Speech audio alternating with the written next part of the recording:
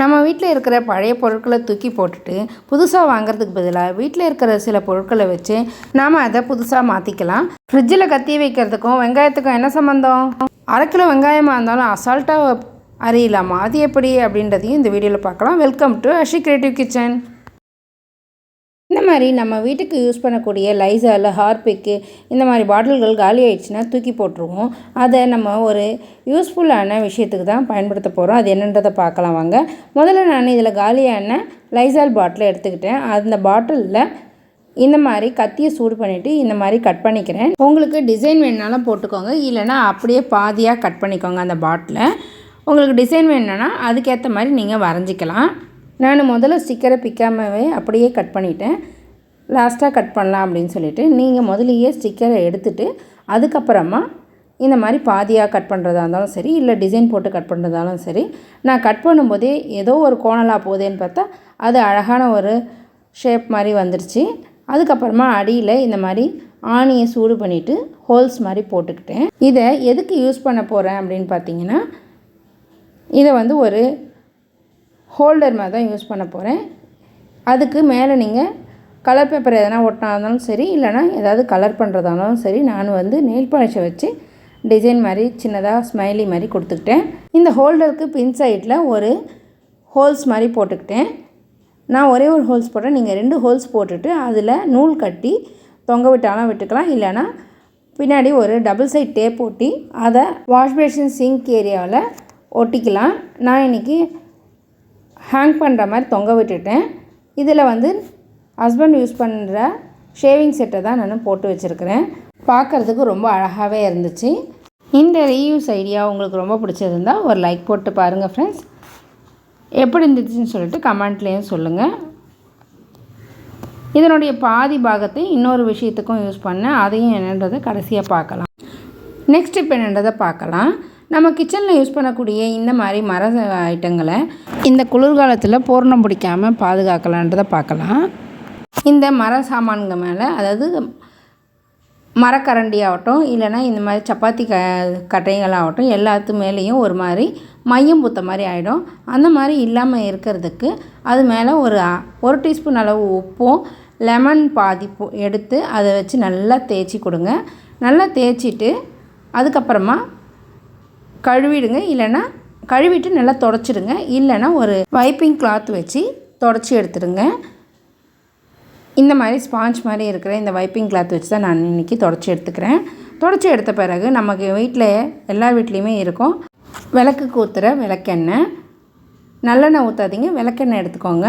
இந்த விளக்கெண்ணெயை 2 சொட்டு விட்டு அந்த சப்பாத்தி கட்டையை நல்லா தேய்ச்சி கொடுங்க.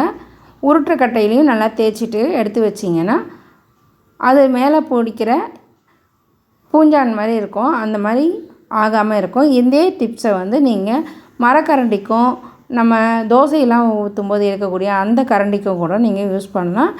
இந்த டிப்ஸும் ரொம்ப யூஸ்ஃபுல்லாக இருக்கும். அதை பாருங்கள் எப்படி இருக்குது இந்த மரக்கரண்டி.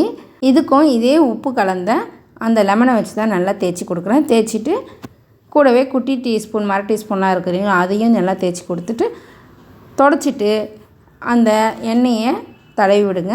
அப்படி ஆமணக்கு எண்ணெய் இல்லை அப்படின்னா, விளக்கெண்ணெய் இல்லைன்னா தேங்காய் எண்ணெய் கூட நீங்கள் யூஸ் பண்ணிக்கலாம். இதெல்லாம் நம்ம அடிக்கடி யூஸ் பண்ணிவிட்டு கழுவி எடுத்து வச்சோம்னாலும் இந்த மழை காலம் குளிர்காலத்தில் இந்த மாதிரி தான் பூஞ்சை மாதிரி பிடிச்சிடும். அதுக்கு நம்ம இந்த டிப்ஸு ரொம்ப யூஸ்ஃபுல்லாக இருக்கும். ட்ரை பண்ணி பாருங்கள். உங்கள் ஃப்ரெண்ட்ஸ் அண்ட் ஃபேமிலி யாருக்காவது யூஸ் ஆகும் அப்படின்னா ஷேர் பண்ணி விடுங்க. நீங்கள் யாராவது இந்த சேனலுக்கு புதுசாக இருந்தால் சேனலை சப்ஸ்கிரைப் பண்ணிவிட்டு பக்கத்தில் இருக்க பெல் ஆப்ஷனில் ஆல் கொடுத்துக்கோங்க. அப்போ தான் நாங்கள் போடுற எல்லா வீடியோஸும் உங்களுக்கு நோட்டிஃபிகேஷனாக வரும் உடனுக்குடன். வாங்க நெக்ஸ்ட் இப்போ என்னன்றதை பார்க்கலாம். நம்ம பசங்களுக்காக நம்ம இந்த மாதிரி பிளாஸ்டிக்கில் சின்ன சின்ன கப்ஸு வாங்கியிருப்போம். அந்த மாதிரி கப்புங்களை பழசாயிடுச்சின்னு சொல்லி தூக்கி போடாமல் இந்த மாதிரி ஒரு விஷயத்துக்கு நம்ம பயன்படுத்திக்கலாம். முதல்ல நான் இந்த டீஸ்பூனுங்களை ஒரு எண்ணெய் பாட்டில் மூடி இருந்தது, அந்த மூடியை தான் டெக்கரேட் பண்ணிவிட்டு அதில் வச்சுருந்தேன் இந்த டீஸ்பூனுங்களை. இப்போ அதே ஹோல்டரோடு தூக்கி இந்த பெரிய கப்பில் வச்சுக்கிறேன். இதில் கூடவே நாம் யூஸ் பண்ணக்கூடிய கத்தி, கத்திரிக்கோல் இதெல்லாமும் அது கூடவே வச்சுக்கிட்டால் ரொம்ப ஈஸியாக வசதியாகவே இருக்கும். காலையில் பசங்களுக்கு லஞ்சு கட்டி கொடுக்கும்போது இந்த மாதிரி டீஸ்பூன்லாம் எங்கேயும் வச்சுட்டு தேட வேண்டாம். இந்த மாதிரி பெரிய ஹோல்டராக இருந்தால் ரொம்ப வசதியாகவே இருக்கும். இந்த டிப்ஸ் உங்களுக்கு பிடிச்சிருக்கும்னு நினைக்கிறேன். வாங்க நெக்ஸ்ட் டிப் என்னன்றதை பார்க்கலாம். கத்தியை ஃப்ரிட்ஜில் வச்சுட்டு வெங்காயத்தை எப்படி கட் பண்ணுறது அப்படின்னு தானே பார்க்குறீங்க. சில வெங்காயங்களை அறியும் போதே நமக்கு கண்ணிலேருந்து தண்ணியாக வரும். அந்த மாதிரி இனிமேல் கண்ணெரிச்சல் இல்லாமல் 1/2 கிலோ வெங்காயமாக இருந்தாலும் அசால்ட்டாக அறியறதுக்கு இந்த டிப்ஸ் உங்களுக்கு ரொம்ப யூஸ்ஃபுல்லாக இருக்கும். வேணும்னா ஒரு கிணத்துல கொஞ்சம் தண்ணியில் இந்த மாதிரி ஐஸ் க்யூபையும் நீங்கள் போட்டு வச்சு வெங்காயம் கட் பண்ணுங்கள். ஃப்ரீசரில் வச்சு இந்த கத்தியை எடுத்துகிட்டு வந்து நம்ம இப்போ வெங்காயத்தை அறிய போகிறோம். இந்த மாதிரி நல்லா தோல் சீவிட்டு நீங்கள் அறியும் போது துளி கூட கண்ணெரிச்சல் இருக்கவே இருக்காது. நிறைய வெங்காயம் அறிகிற மாதிரி இருந்துச்சுன்னா ஐஸ் க்யூப் போட்ட தண்ணியில் அந்த கத்தியை அப்பப்போ உள்ளே விட்டுவிட்டு அப்புறமா எடுத்து அரிஞ்சு பாருங்கள். இல்லைன்னா ஐஸ் க்யூப்பை எடுத்து அந்த கத்தி மேலே தேய்ச்சிட்டு அப்புறமா அரிஞ்சு பாருங்கள். கண்ணெரிச்சல் இருக்கவே இருக்காது. வெங்காயம் அறியும் போது கண்ணெரியாமல் இருக்கிறதுக்கு வேறு எதனா டிப்ஸ் நீங்கள் பயன்படுத்துகிறீங்களான்றதையும் எனக்கு கமெண்ட்டில் சொல்லுங்கள் ஃப்ரெண்ட்ஸ். இந்த டிப்ஸை நீங்கள் செஞ்சு பார்த்துட்டு இதை யாருமே சொல்லலையே ரொம்ப யூஸ்ஃபுல்லாக தான் இருக்குது அப்படின்னு நினச்சிங்கன்னா உங்கள் ஃப்ரெண்ட்ஸ் எல்லாேருக்கும் ஷேர் பண்ணி விடுங்க. பாருங்கள் எவ்வளோ ஈஸியாக கண்ணெரிச்சல் இல்லாமல் நம்ம 1/2 கிலோ வெங்காயமாக இருந்தாலும் அசால்ட்டாக அரிஞ்சு முடிச்சிடலாம். ரொம்ப யூஸ்ஃபுல்லாக இருந்துச்சு. ட்ரை பண்ணி பாருங்கள். அதே மாதிரி ரைத்தாலாம் போடணும் அப்படின்னா இந்த மாதிரி வெங்காயத்தில் இருக்கிற காரம் வந்து நிறைய பேருக்கு பிடிக்காது. அதனால் இந்த மாதிரி ஐஸ் வாட்டரில் அந்த வெங்காயத்தை போட்டு ஒரு வாட்டி அலசி எடுத்துட்டோம்னா அந்த காரமும் போயிடும். இந்த டிப்ஸும் ரொம்ப யூஸ்ஃபுல்லாக இருக்கும். ட்ரை பண்ணி பாருங்கள். வாங்க நெக்ஸ்ட்டாக நம்ம பாதியாக கட் பண்ணி எடுத்த லைசால் பாட்டிலோட மேல் பக்கத்தை இந்த மாதிரி டிசைன் பண்ணிக்கிட்டேன். இதை எதுக்கு யூஸ் பண்ண போகிறோம் அப்படின்னு பார்த்தீங்கன்னா கிச்சன் சிங்க் ஏரியாவில் தான் யூஸ் பண்ண போகிறோம். இதுக்கு நான் முதல்ல வந்து இதை டபுள் சைட் டேப் இருந்தால் அதை ஒட்டிக்கோங்க. இல்லைன்னா இந்த மாதிரி சாதாரண டேப்பையே 2ஆக மடித்த மாதிரி சுருட்டி ஒட்டிக்கிட்டு அதை இந்த டப்பாவில் பின்னாடி ஒட்டிக்க போகிறேன். ஒட்டிக்கிட்டு இதை எடுத்துகிட்டு போய் கிச்சன் சிங்க் ஏரியாவில் தான் ஒட்ட போகிறேன். இதை மாதிரி 2 பக்கத்தையும் சேர்த்த மாதிரி ஒட்டிட்டிங்கன்னா உங்களுக்கு டபுள் சைட் டேப்பு ரெடி ஆகிடும். டபுள் சைட் டேப்பு இல்லையேன்னு சொல்லிவிட்டு கவலைப்பட வேண்டாம். டபுள் சைட் டேப்பு நல்லா ஸ்ட்ராங்காக இருக்கிறதா பார்த்து ஒட்டிக்கோங்க. அப்படி இல்லைன்னா இந்த மாதிரி நம்ம செஞ்சும் ஒட்டிக்கலாம். இல்லைன்னா ஒரு நூல் போட்டு அந்த டப்பாவில் ஒரு ஹோல்ஸ் போட்டு அதில் நூல் போட்டு கூட நம்ம அந்த இடத்துல ஏதாவது மாட்டுற மாதிரி இருந்தால் மாட்டி வச்சுக்கலாம். இது எதுக்கு நம்ம யூஸ் பண்ண போகிறோம் அப்படின்னா நம்ம கிச்சனில் சாமான் தைக்கிறதுக்கு யூஸ் பண்ணக்கூடிய அந்த ஸ்டீல் ஸ்க்ரப்பரு இல்லைன்னா நம்ம சாதாரண ஸ்க்ரப்பரையும் இதில் போட்டு வச்சிட்டோம்னா நல்லா கழுவிட்டு இதில் போட்டு வச்சிட்டோம்னா அதுலேருந்து வரக்கூடிய பேட் ஸ்மெல்லும் போயிடும்.